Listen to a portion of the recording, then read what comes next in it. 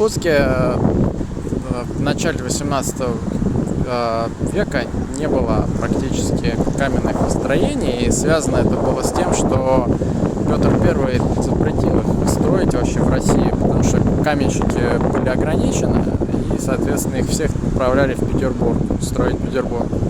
Но, тем не менее, в результате нескольких пожаров, когда сгорели разные ценные вещи, включая там налоги и податные всякие сборы, было все-таки решено построить несколько каменных строений в начале 18 века. Вот. А город был основан в 1632 году, то есть скоро уже он отмечать будет 400 лет. Это один из старейших, получается, городов.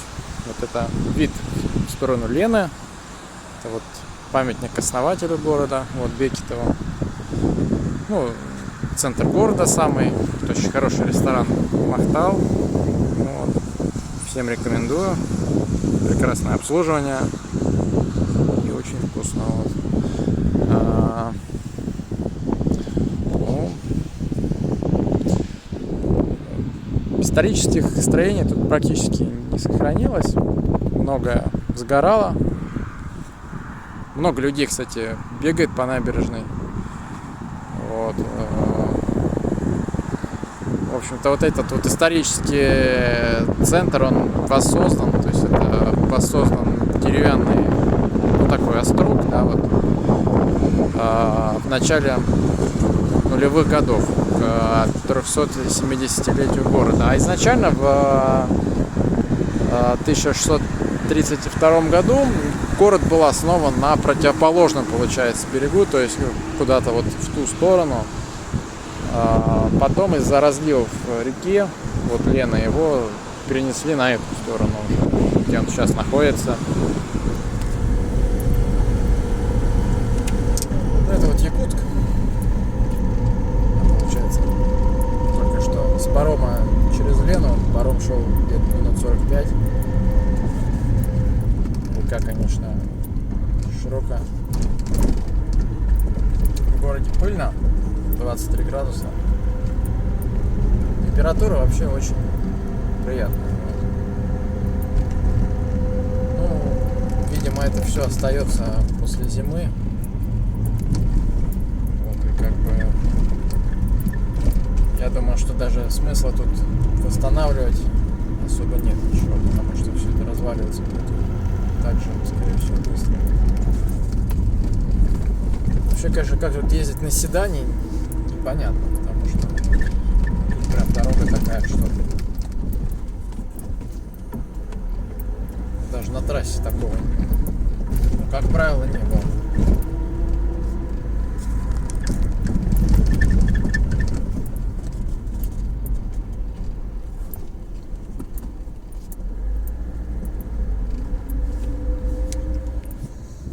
Чурмуран. Подъем сюда, кстати, идет по довольно долгой лестнице, вон аж оттуда. Вот. А в музей все-таки завозят лед. Вот, и летом там немного холоднее, чем должно быть. Ну что, в общем-то, понятно. Что там слишком холодно все-таки.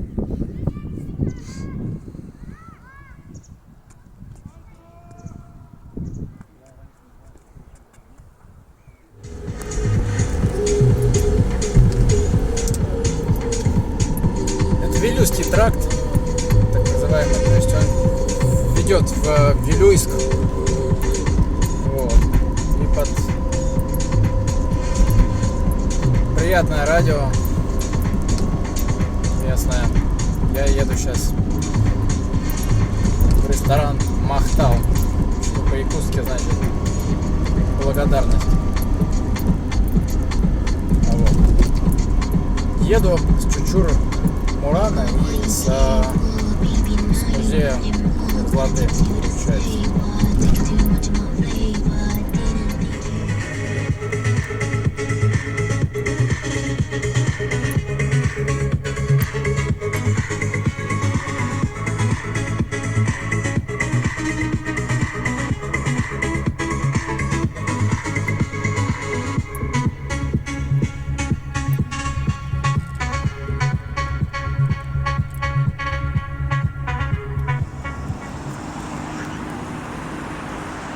Час ночи, Якутск.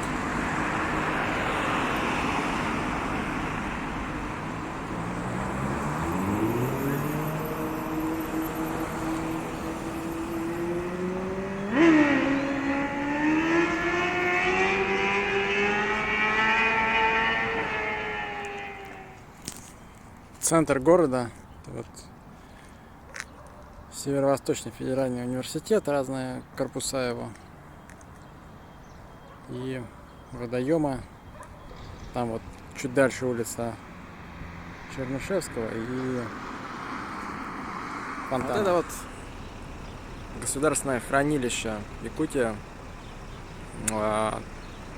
Снимать внутри нельзя, вот, но там находится коллекция алмазов, золота, разных драгоценных камней, металлов. В том числе 7 самых крупных алмазов, добытых в Якутии. Вот. Самые крупные из них это Андрей Сахаров, если я не ошибаюсь. Добыт в 91 году 170 карат. Ну, такой примерно маленькое, ну или там с большое перепелиное яйцо. Вот. Ну а это, собственно, вот центр, уже известный, да.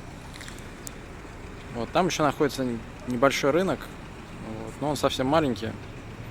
Хотя интересно. Ну вот это вот типичная дорога. То есть тут перпендикулярно периодически всякие экскаваторы ездят, прям выезжают на дорогу. Потому что строят, что-то ремонтируют, но как бы, видимо, сезон очень короткий, и не успевают просто ничего реконструировать. Вот. Но тут как-то относительно ровно еще, я бы даже сказал, идеально, но очень пыльно. Потому что такой асфальт, укрытый слоем песка.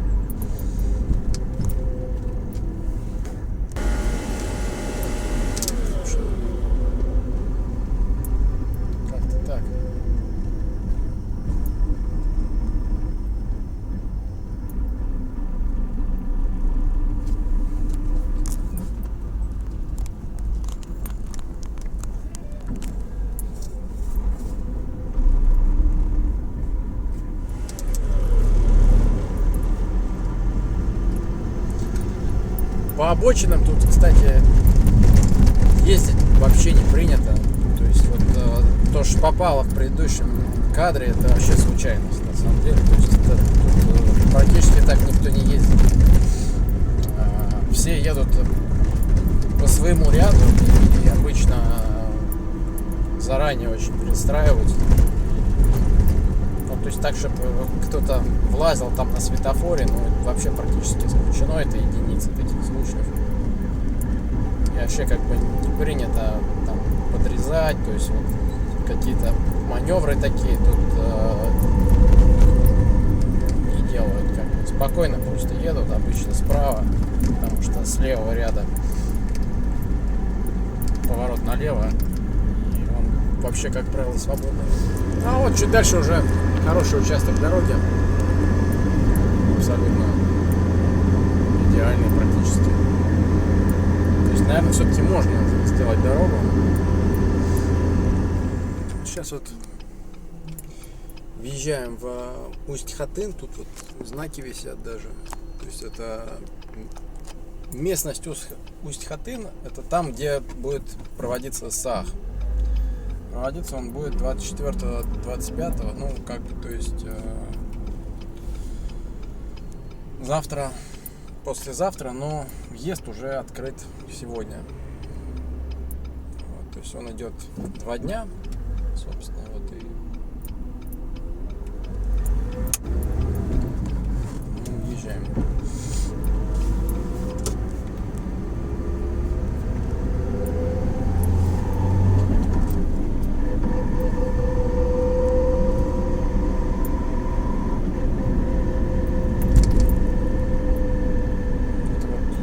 Стоянка, видимо.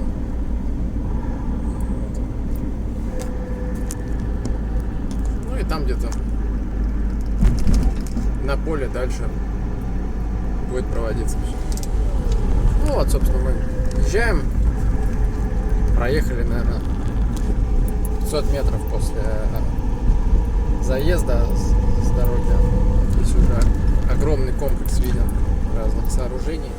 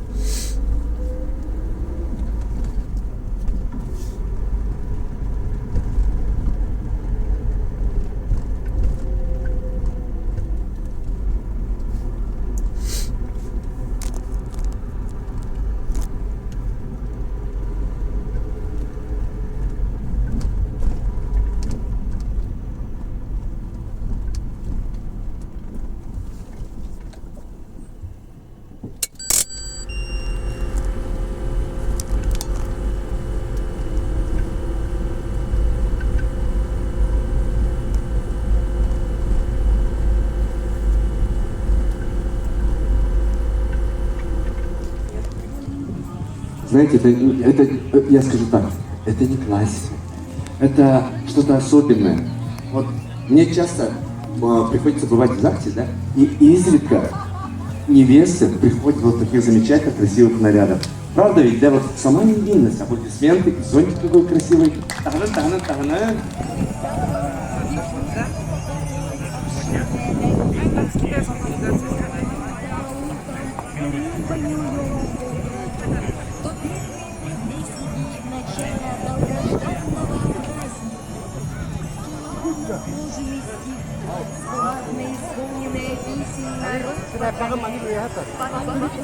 Величиво исполненный олонхо, искусно выверенные усы.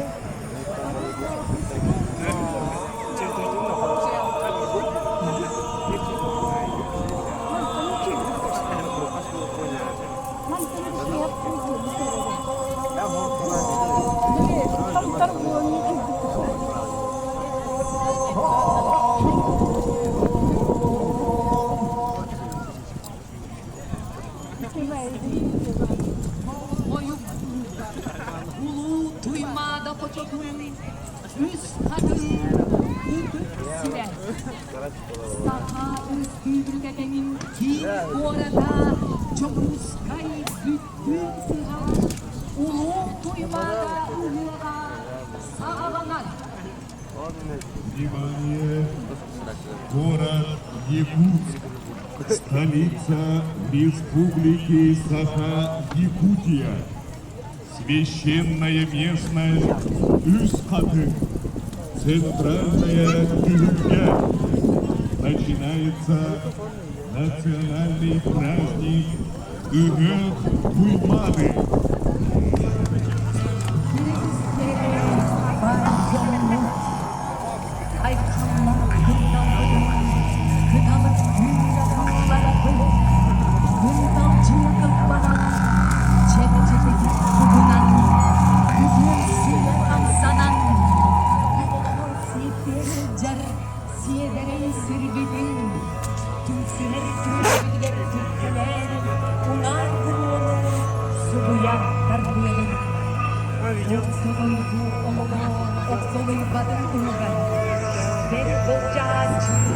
Омывая добром, очищая чистые мысли, чтобы слова благословенного Аллыца в душу сердце, обновляющей силы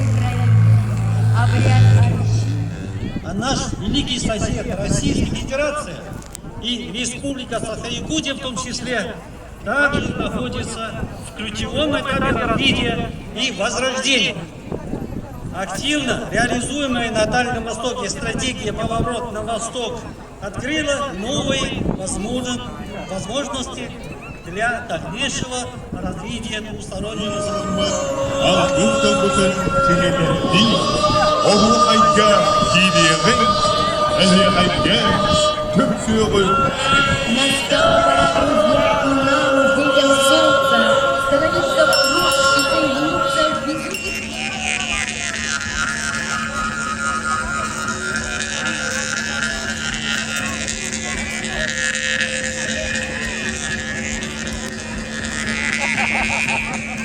Вот еще одна очередная площадка, да.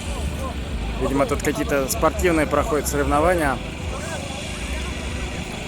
Территория огромная просто, на самом деле, и огромное количество, конечно, практически все тут семьями с большим количеством детей, что, конечно, не может не радовать.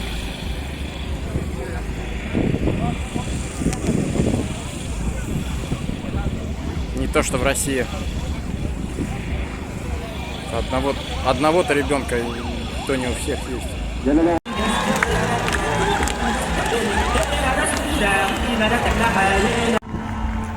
Вот так встречают в Якутии своих спортивных героев, своих спортсменов.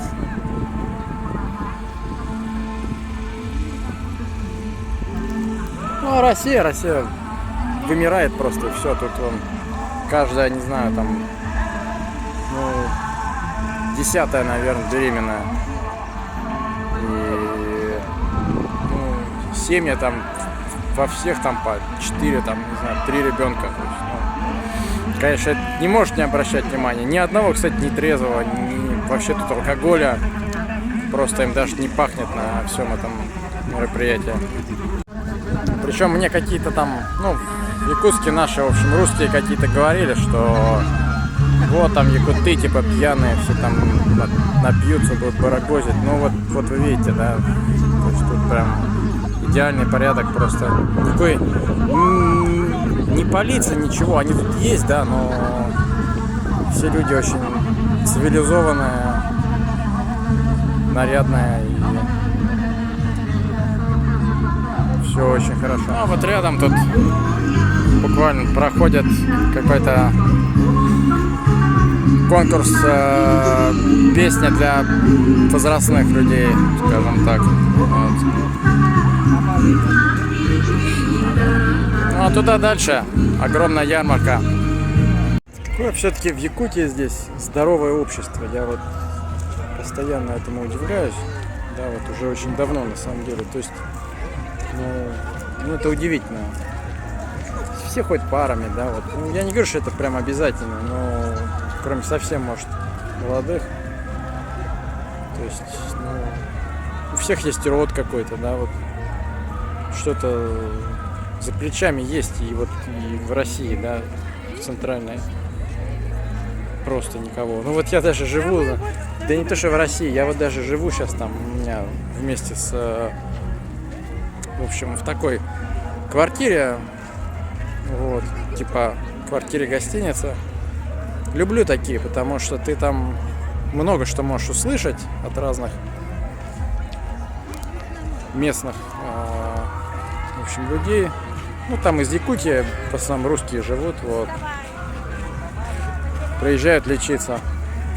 Вот, и больница рядом просто с этой квартирой. Ну и, собственно, я там разных историй просто наслушался от них, вот.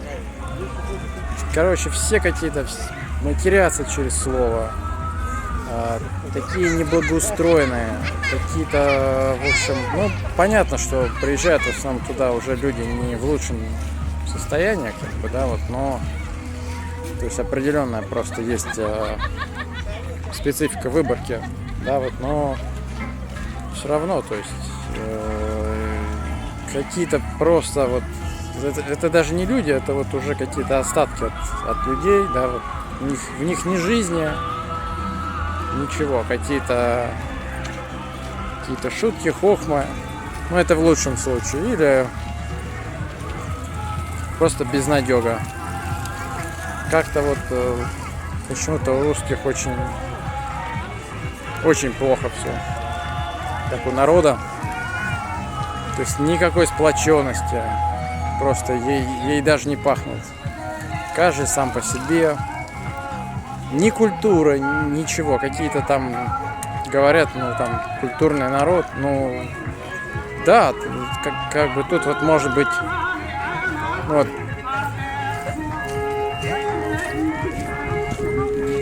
Конечно, там, ну смотрите, мы идем даже, да, вот. И скажет динамика якутские песни. То есть вот почему-то ни одной песни тут вот на английском я не слышал. Да, вот, ну какие-то там, может, одна была какая-то на русском там и то и так вот. Вот. И все довольны, то есть никто не как бы, все выглядят очень довольны, наслаждаются, в общем-то, вот.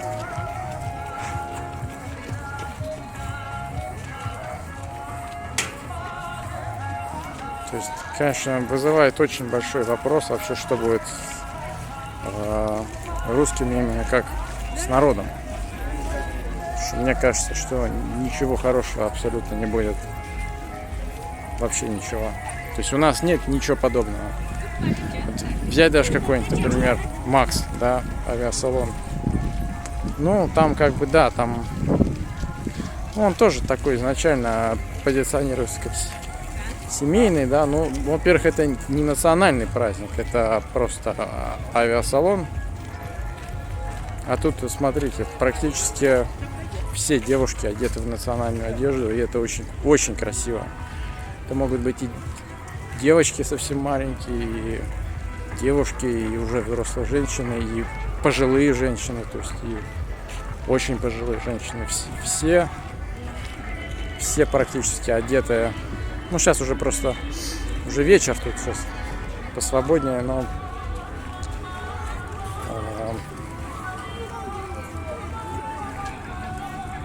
да, может быть, не все эти наряды прямо супер там какие-то оригинальные, но все равно, понимаете, то есть, ну и, кстати, на самом деле, большая часть из них, они очень интересно выглядят, все-таки вот.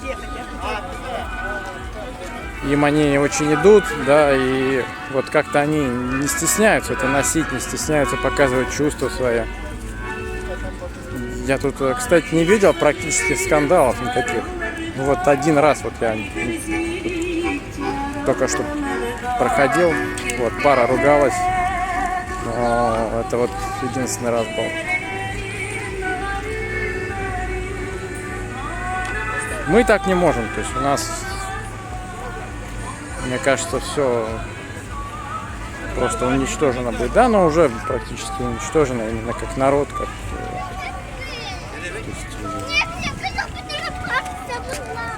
Тут и песни свои, и все, и что у нас, да, просто какая-то калька со всех, кого только можно, только ничего оригинального нет, ничего своего. И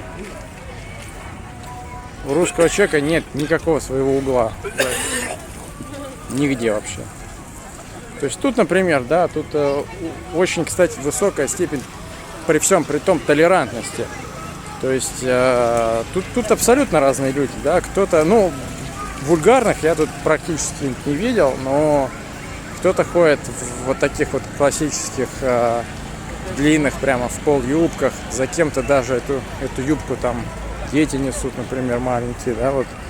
Кто-то ходит вообще там супер мини каких-то там бикини, ну, то есть это даже якутки, да, вот. И как бы вообще спокойно, то есть никто на это тут не обращает даже внимания. Вот. Ну, я не знаю, то есть как бы русскому, конечно, тут, ну, я видел как бы русских, да, и, ну, которые явно тут живут, видимо, вот, пришли тоже на праздник, вот как бы на свой, да, вот, но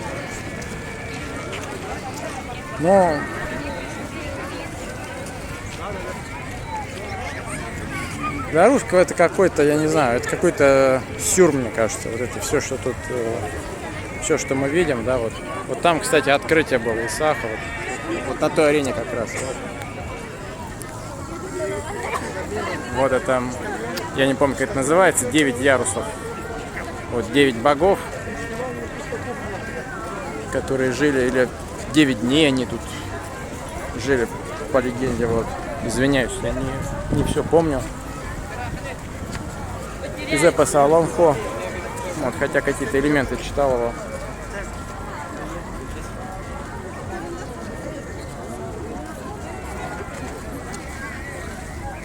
То есть, ну, конечно, я уже даже, если честно, ничему не удивляюсь, да, потому что, ну, прошедшая там просто вот вся моя жизнь, она просто мне показывает, что, ну, как бы русскому ему очень плохо живется, вот. То есть не будем даже вдаваться в детали, я думаю, что тут все и так вот, как бы, ну, все видно, да, вот. Все видно, тут как бы каждый сам решит, что ему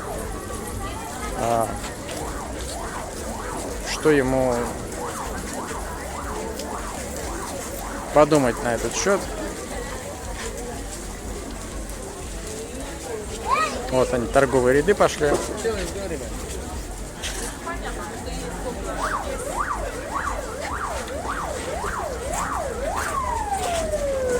Погода очень хорошая сегодня. Вот. Очень тепло, небо ясное. Вот. Ну, жарковато, конечно.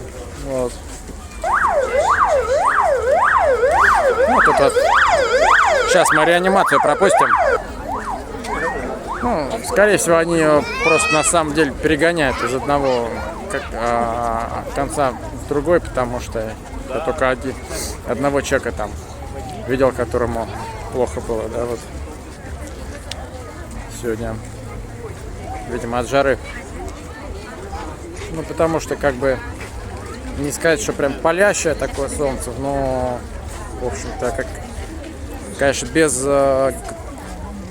головного убора сложно будет. У меня у самого шляпа, не якутская, но обычная просто шляпа.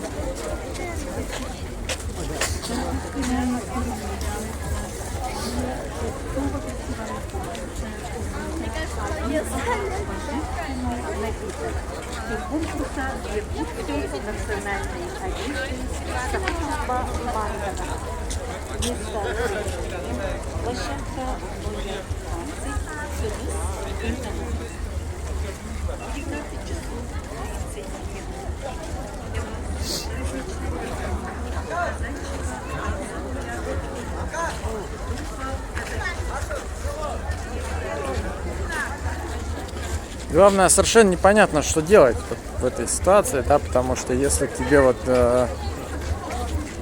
не повезло в каком-то оказаться эгрегоре, в таком этносе, где, в общем, присутствует какое-то единство, какое-то взаимопонимание, какая-то любовь, да, то есть какое-то, в общем, какое-то самосознание, что ли, да, вот, то непонятно, что с этим делать, потому что ты один ничего не можешь сделать.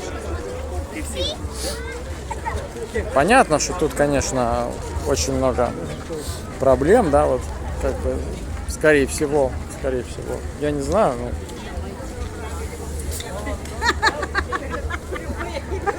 можно предположить, но все-таки вот это все впечатляет. Вот.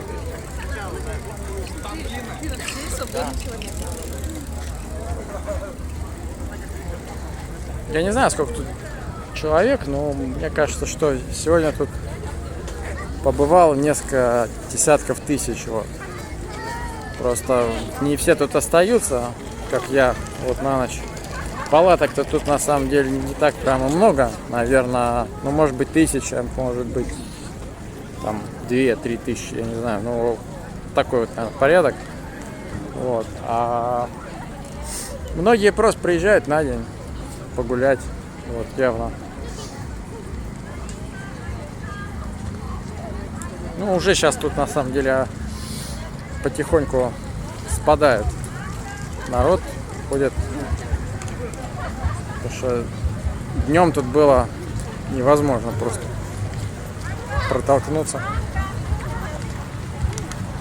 Прямо сейчас, да, вот смотрите, паренек такой, у него надпись I hate sex. И надпись на кепке Fuck, I love her. I loved her.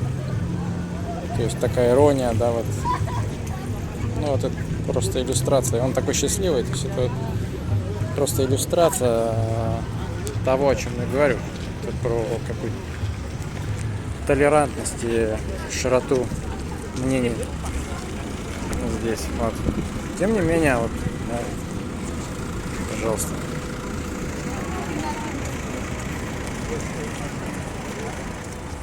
Ну, давайте еще пройдемся, да, просто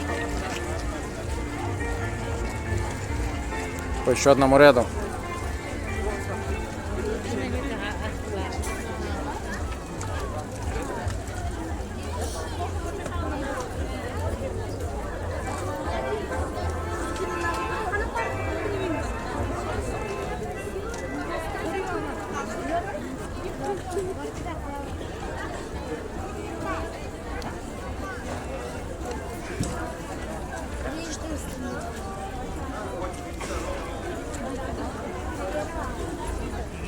Вот эта вот очередь, она не исчезает в течение всего дня. То есть я с утра там тоже стоял, это было где-то, наверное, часов 10 утра. Сейчас уже вот 7, да, и все равно люди стоят. Вот, а потом...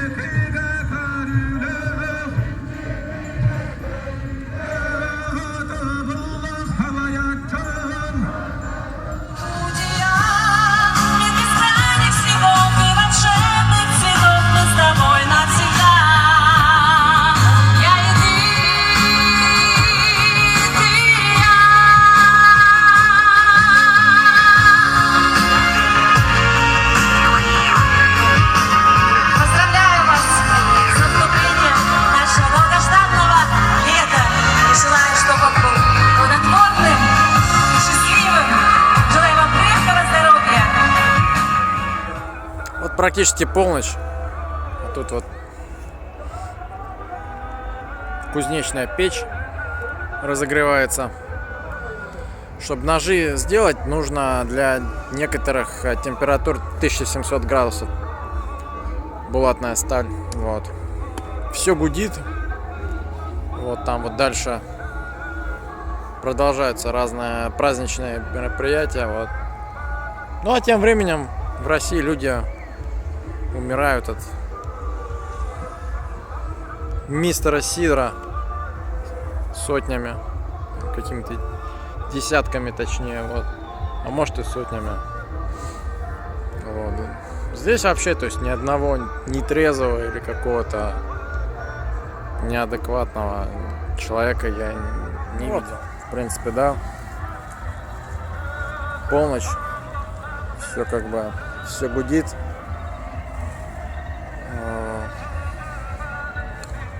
Тут, кстати, хорошая инфраструктура, то есть удобно сделана и парковка, и розетки даже есть в поле открытом, прям торчат щитки, где можно подзарядиться. Вот аккуратные туалеты. Нормально все. Вот это тоже уже за полночь, то есть как-то...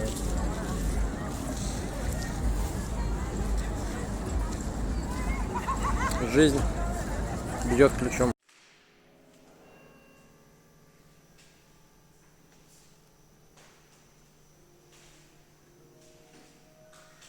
Вот такие вот картины 60-х годов. А это вот, ну, это тоже 60-х на самом деле. 67-го, как написано в описании, суровая и жесткая. Вот. Ну, 67-й. Тут не написано, ну, наверное, тоже 60-е, 67-й.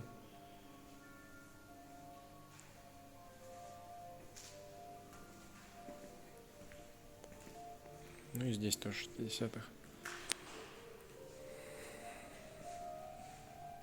Вот это вот зал, посвященный Гавриилу Васильевичу Ксенофонтову, одному из самых известных, наверное, якутских ученых, вот таких подвижников.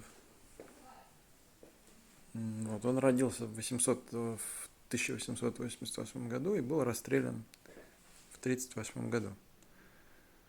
Такая, конечно, интересная судьба, то есть там как бы все сплелось, да, все, что в то время имело место, у него как бы отразилось в его жизни. То есть и ссылка, и репрессии, и революция, которую он приветствовал, судя по всему. Тем не менее, потом его расстреляли за то, что он якобы способствовал отделению в Якутии и присоединению ее к Японии и внедрению в ней буржуазного образа жизни. Ну, правда это или нет, мы не знаем, да, вот, ну, как бы история такая. Вот. Ну и, собственно, еще вот такая вот интересная его очень цитата здесь есть. Вот. Про вредность всякой элитарности. Очень интересно. Его отец, да, он был достаточно состоятельным человеком. О чем нам рассказывает, в частности, первый президент Якутии Николаев Михаил Ефимович. Он это подчеркивает. Вот. Ну вот, то есть, да, человек образовал своих детей, что, конечно, очень хорошо. Это вот зал Анны Зверевой. Очень красивое, на самом деле, панно. То есть она мастер, в то же время работает вместе с этнографами, историками. Вот. И в 7-м поколении уже этим занимается.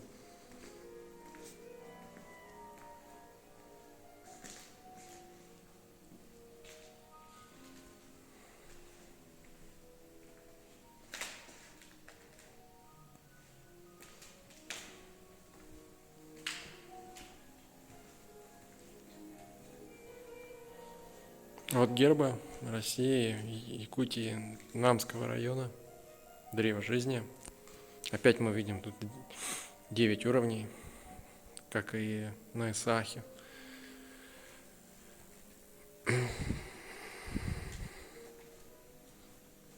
Знойное лето. Вот это вот.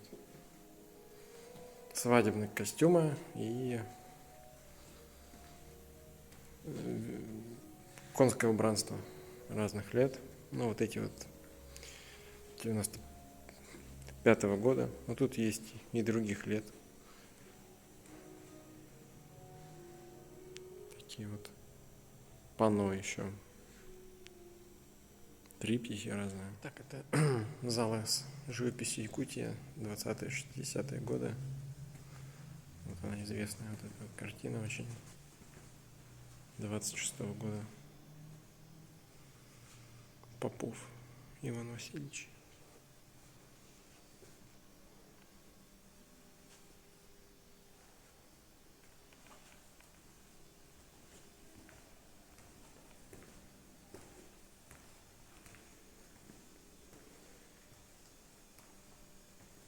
Вот очень интересно. Дирижабль над Верхоянским хребтом. 36-й год.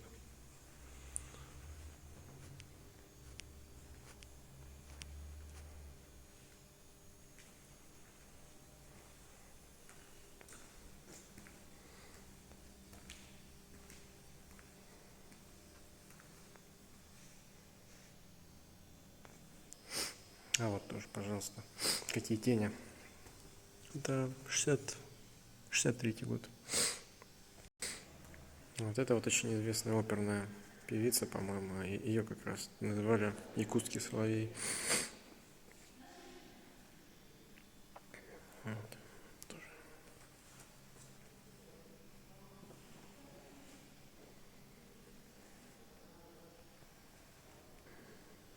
Здесь тундра разные, тундровые и арктические пейзажи. Это 70-е, 90-е, строительство Вилюйской ГЭС, конечно же. Ну, здесь такие натюрморты разные.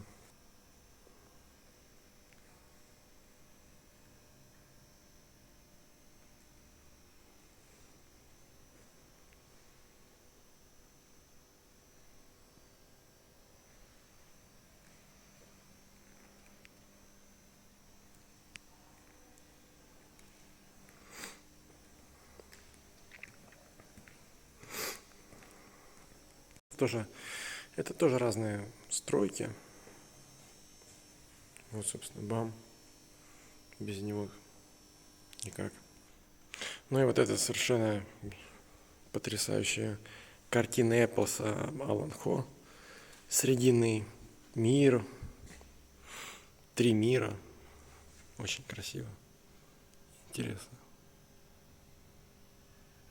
Срединный мир и Нижний мир. Тут вот.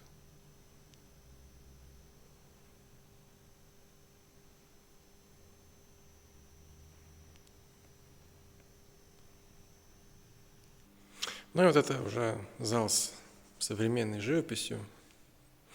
90-е нулевые. Ну и современная, как бы, да. В основном.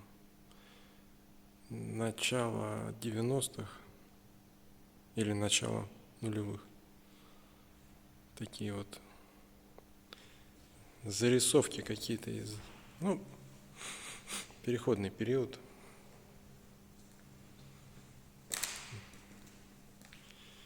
И вот такие вот картины, похожие на юмор Роднаеву. У меня одна ее картина есть, оказывается, это...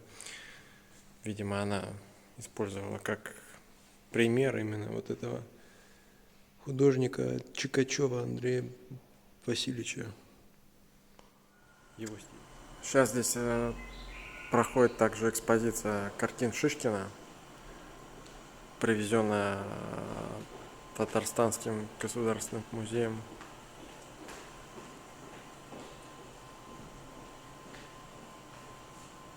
Богатая коллекция очень.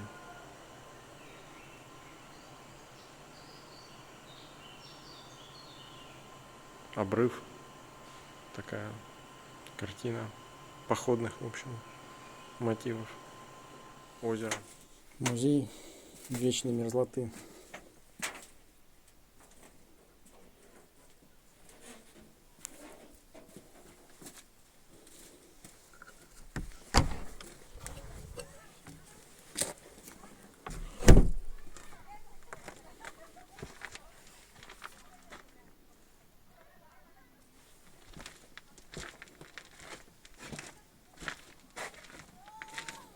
Ну тут холодно. Я могу сказать, что здесь очень даже прохладно. Вот это вот бар Баянай, покровитель охотников. Тут порядка 10, наверное, залов вот таких вот, если не больше. Большой достаточно комплекс. Температура -4. Вот, но ощущается ощущается холод, на самом деле. Вот. Я даже вот не обошел еще, наверное, половину, хотя уже хожу уже достаточно долго.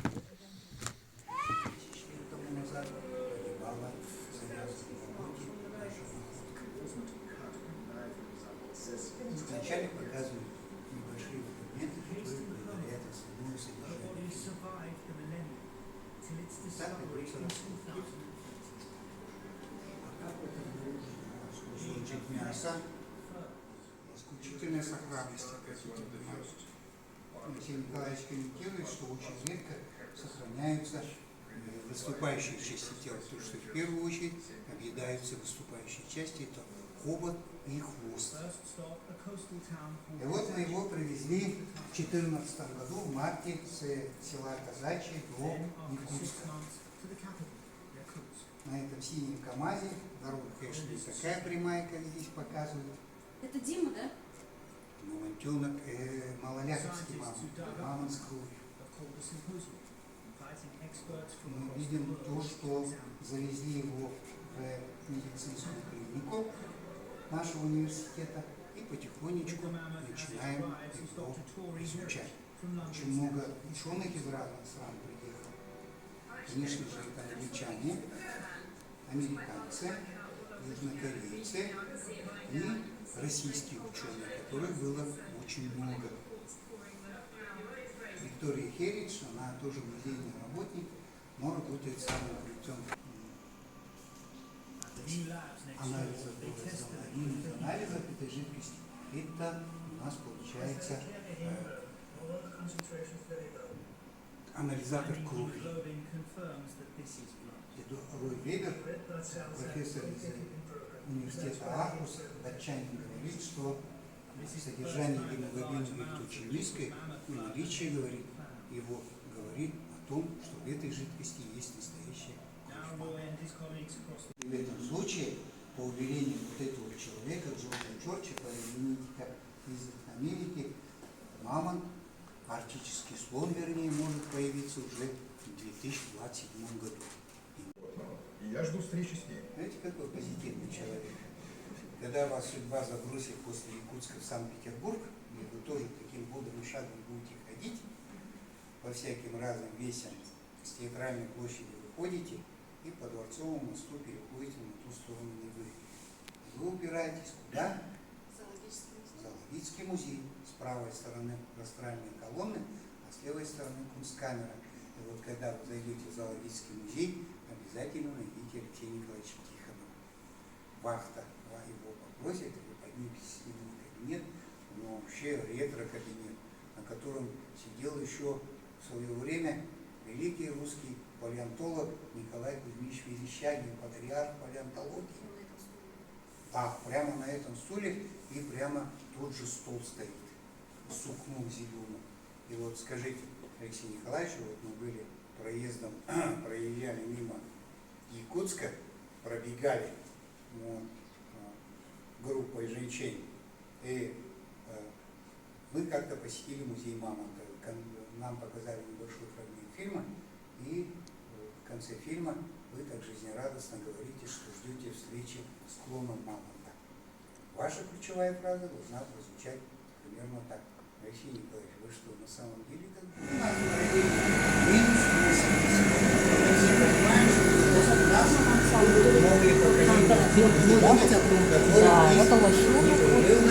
А это кабан, как установлено. И каждое утро в 10 утра я прихожу, определенная часть моих посетителей после таких слов, после 1000 лет, даже начинает задумываться о смысле жизни.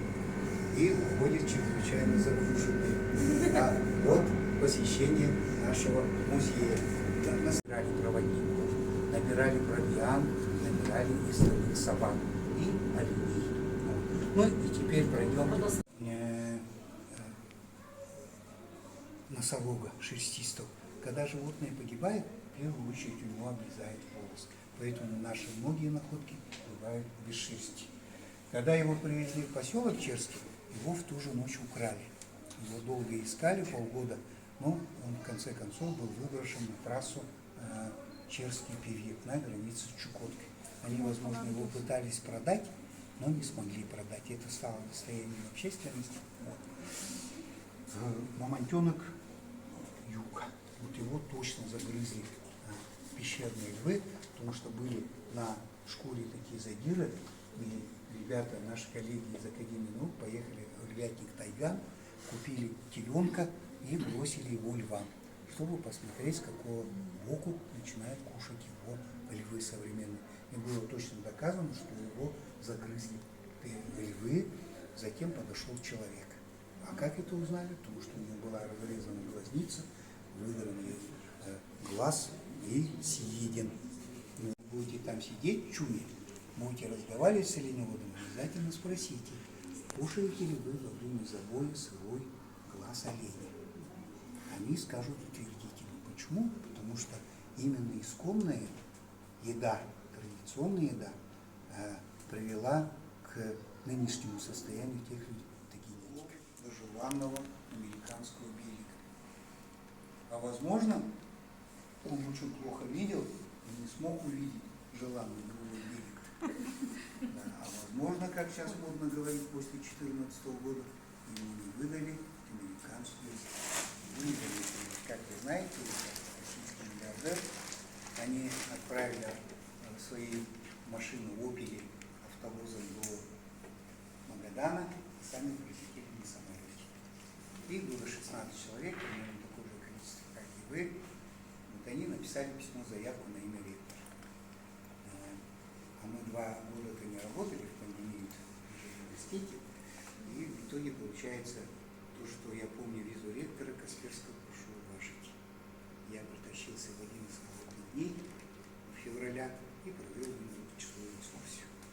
Очень долго ходили, очень много спрашивали. Касперский, конечно, умница. Безусловно, очень интеллигентный человек, очень такой, знаете, харизматичный человек, и все время держался в тени. То есть он все время толкал своих друзей, которые задавали очень много вопросов. Когда я начал жаловаться, что сейчас вертолеты стоят 380 тысяч рублей, ко мне подошла небольшенькая женщина в своем финской шапочке и говорит, в этом же, говорит, может помочь Сережа, говорит. Ну, какой Сережа? Ну, который Шойгу. Да. Да, непростые. Безусловно, потому что он же председатель Русского географического общества, поэтому он имеет, конечно, как министр обороны, имеет возможности заправлять, может кого угодно посадить вертолеты, куда угодно улететь на самом деле. И вот в течение 2 часов я провел экскурсию, мы же долго не работали, я, возможно, был в ударе. Вот. И когда он мне подарил книгу, я до сих пор не разобрался, что он там мне написал. Я не могу понять, или он меня нарисовал, или себя. В общем-то, да. Такие закрылечки прямо размашистые. И когда мне что-то дарят, нужно что-то дарить взамен. Правильно? Я заметался по музею, туда побежал, сюда побежал, и на глаза мне попался, известный клок шерстяного. Я его взял, засунул в файл, засиповал, свернул и подошел к нему, здесь посередине зала, пока никто не отопырил карманы его флисовой куртки, и говорю, пока никто не видит, мой подарок от музея Мамонта. И засунул его в карман. Говорю, пока никто не видит, я посмотрю, что там. И вот они уехали, очень довольные, разошлись, и эта история имела продолжение. Вот мне начал название федеральный номер 495, 499, это проклятые для нас номера, мы их никогда не берем. И жена говорит, ну возьми в конце концов трубочку, то вдруг человеку что-то надо. Я говорю, алло, то вы, Сергей Егорович? Я говорю, да, вас беспокоит из офиса Касперского. Я вот, жена описывает мое состояние, ты как охотничья собака, говорит, ходил с телефоном, то потом при словах Касперского ты, говорит, сделал стойку, говорит, вот так вот сами, говорит, стоишь на одном месте. Наш генеральный директор, говорит, был очень впечатлен вашим рассказом и теми проблемами, которые стоят перед отечественной палеонтологией. В каком-то ключе мы хотели бы начать с вами сотрудничество с музеем. В итоге мы организовали 2 зум-конференции. На том конце экрана сидели креативнейшие люди, которые отвечают за кибербезопасность страны, лысые, с разноцветными волосами, вот, с пронзительными глазами. И вот здесь вот на сидел один мужчина, я помню его взгляд, он прямо бурлил нас взглядом, и взгляд его говорил о том, что за парни якуты, кто хочет развести нашего генерального на бабки. Возможно, это был финансовый генерал, который умеет считать деньги в бизнес-фирме под названием лаборатории Касперского. По итогам принято решение, что мы начнем финансировать наши работы, полевые работы. Но для этого, для какого-то прорыва, потому что масштабный человек, нам нужен мама. Нету. И вот сейчас вот ребята уезжают, один на Колыму уезжает, другой уезжает на Яму. И все вот эти вот мы поднимем свои локаторы. Дело в том, что безнятники надо очень искать. Те, кто ищет безнятника. Почему? Потому что там большие деньги, и им гораздо легче бросить обратно в воду, нежели станет это достоянием науки. Поэтому в очень сложное время мы работаем, очень трудно найти ту находку, из которой можно было бы собрать мощную российскую команду, а россиян... Вот в Хангаласском Улусе тут отмечают Исаах. Вот, в общем-то, видимо, будут отмечать на выходных предстоящих.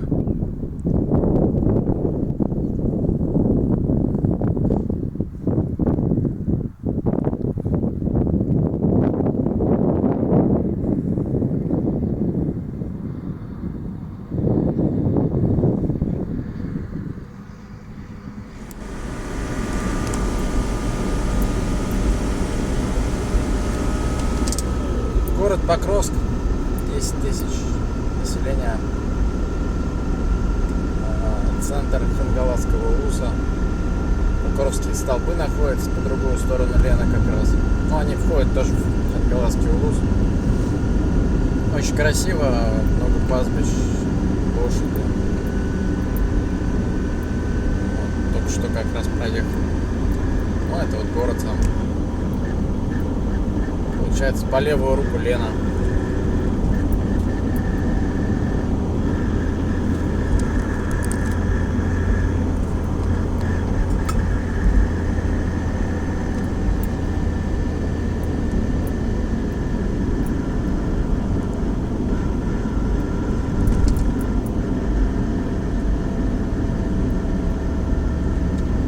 Символ Хангаласского улуса — это орел.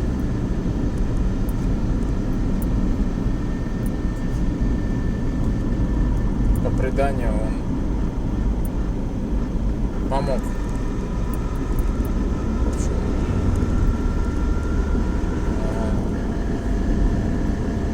Помог хорошим людям, скажем так.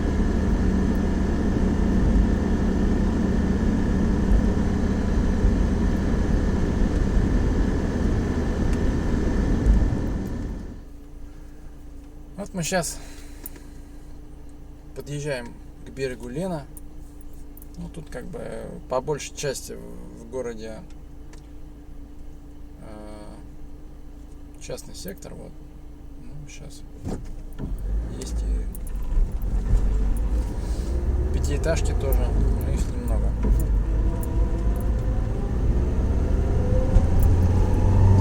Собственно, это Лена перед нами.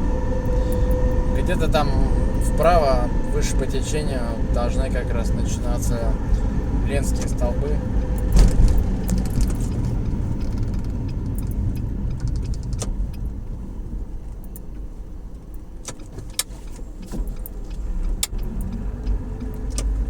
Такая вот хорошая площадка здесь сделана в городе. Ну и вот набережная прямо. Набережная Лена. Здесь вот Вечный огонь.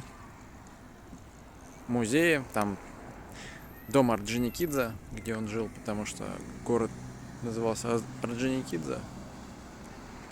Точнее, район назывался Орджоникидзевский до 92 года, а потом Хангаласский.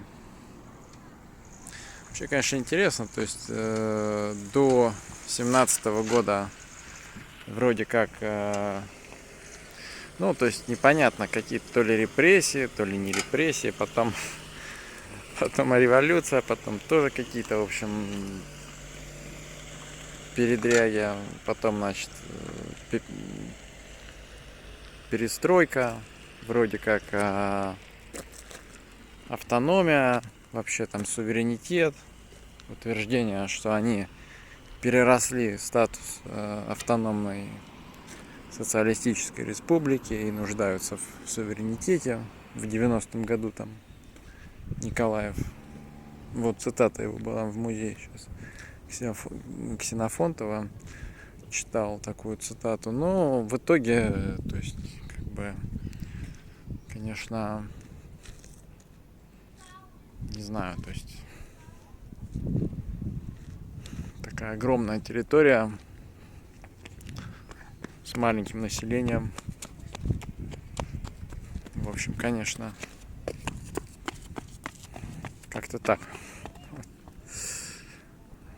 Тем не менее, Лена, да, вот, очень красиво. Ну вот, собственно, продолжение набережной. Здесь вот фудкорт работающий, причем там очень стильно, и внутри тоже вот, и хорошо обслуживают, все. Вот, набережная, конечно, шикарно, абсолютно. Тут, кстати, суше намного, чем в Якутске, хотя это 70 километров всего выше по течению реки. Суше, теплее как-то. Переправа Качекаца из Махсагалоха в Качекаца, собственно, с западного берега на восточный. Ждал очень долго, часа, наверное, 2-2,5. Машин мало, и вот ждали, собственно. Но там вот Пестях. Ну а там Покровск и Якутск вот туда.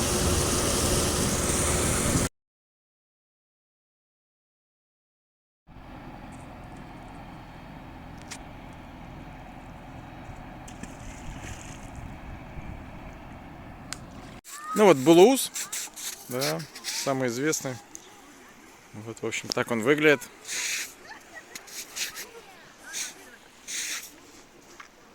Снег. Но здесь тепло. Стоять даже тепло, не чувствуется никакого холода. Это мы сейчас в Хангаласском Улусе подъезжаем к Турун-Хая. Это водопады на реке Люнгеде, если я не ошибаюсь. Вот.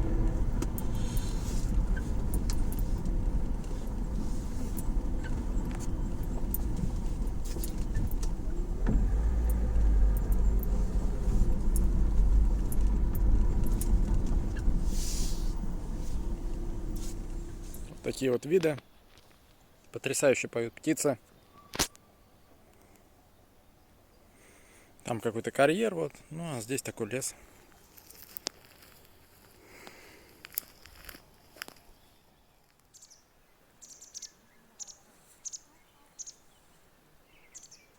Вот там вот, видимо, водопады находятся знаменитые на этой реке.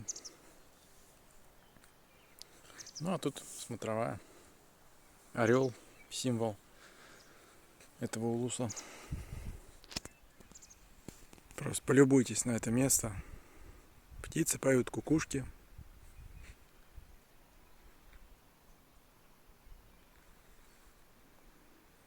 И закат. Вечерний час, спокойный. Шумит река.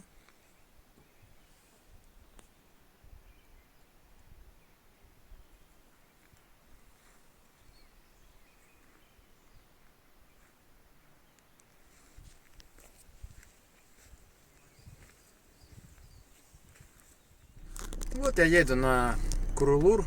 Вот там вот какой-то аист сейчас пролетел, или журавль, может быть, не знаю. Вот тут огромная, ну, птица какая-то тоже вон прячется. Вот.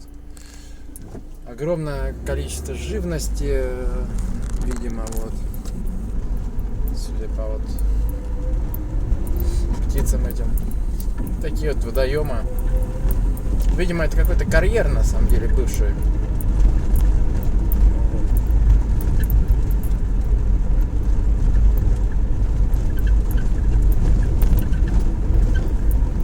Получается, я сейчас вот после той сопки с Сергея и Орлом и таким хвойным бором продвигаюсь к следующей точке. Это смотровая Курулур. До нее ехать около, по-моему, 20 километров. То есть достаточно долго. Вот. Машин тут вообще нету. А вот мы сейчас будем, получается, проезжать через Амурско-Якутскую магистраль АЯМ, которая идет в Нижний Пестях. Так, остановимся. Так она вот выглядит. Вот. И поехали.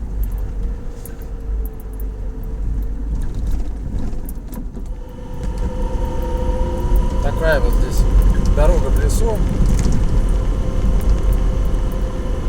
По песочку идет.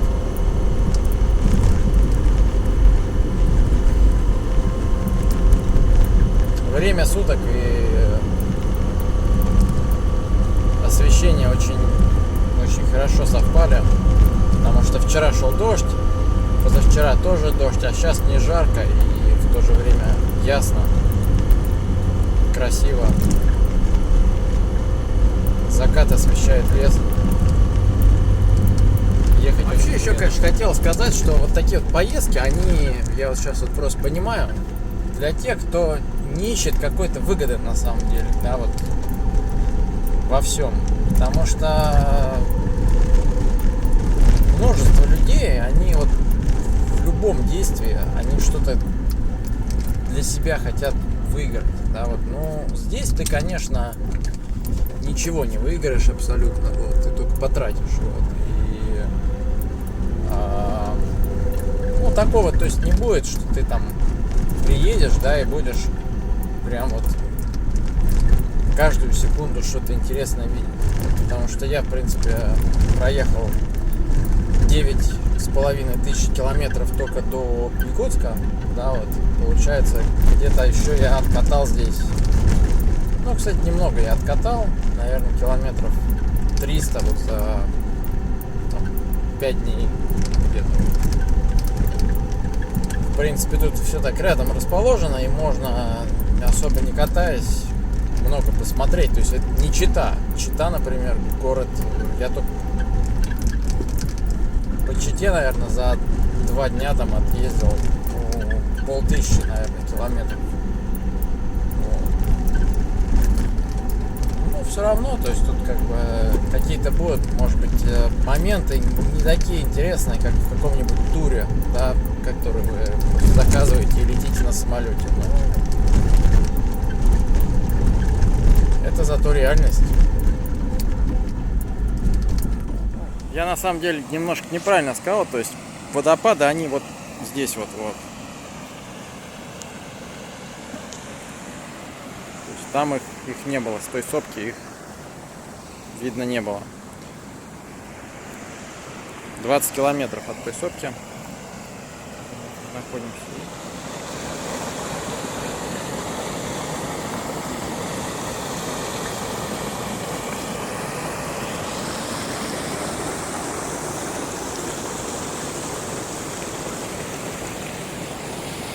Место, конечно, очень красивое, но тут огромное количество комаров. То есть невозможно вообще находиться, стоять на месте невозможно.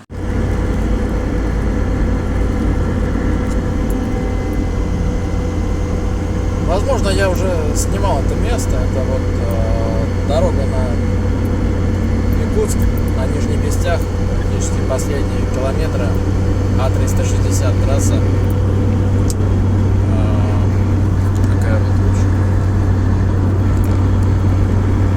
Красотень, но это было с утра, сейчас вот, собственно, закат, ну такой, закат, переходящий в белую ночь, рассвет.